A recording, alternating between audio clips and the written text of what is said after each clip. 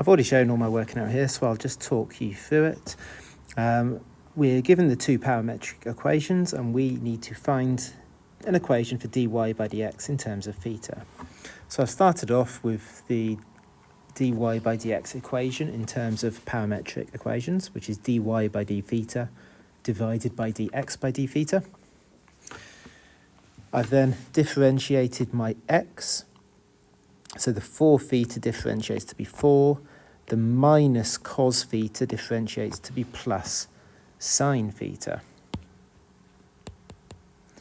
Then I've differentiated the y function. The 1 will disappear and the sine will differentiate to be cos.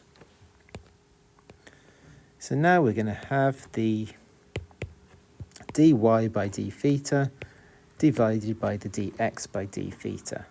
So that's what we've got over here, and that's my answer to part A.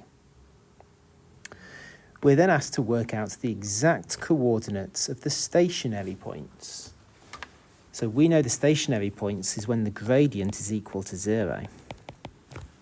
So I've just taken my answer from part A and made that equal to 0.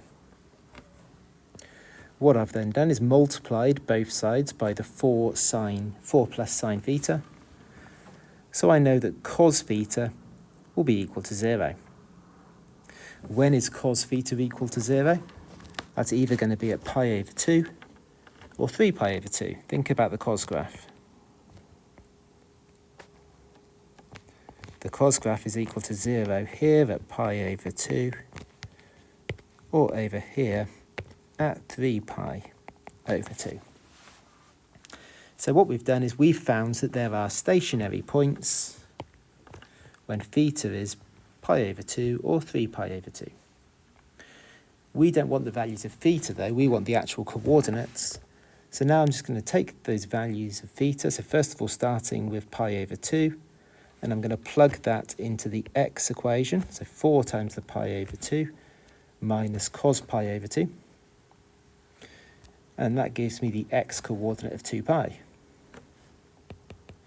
Next, I'm going to substitute the pi over 2 into the y equation to get the y coordinate. So 1 plus sine pi over 2 is 2. So when theta is pi over 2, we have a stationary point when x is 2 pi and y is 2. And now I'm going to repeat that exact same process for when theta is 3 pi over 2. So plugging that into the x equation gives me x is 6 pi. Plugging it into the y equation gives me that y is 0. So we have the other stationary point, which is the point 6 pi 0. And that's where theta is 3 pi over 2.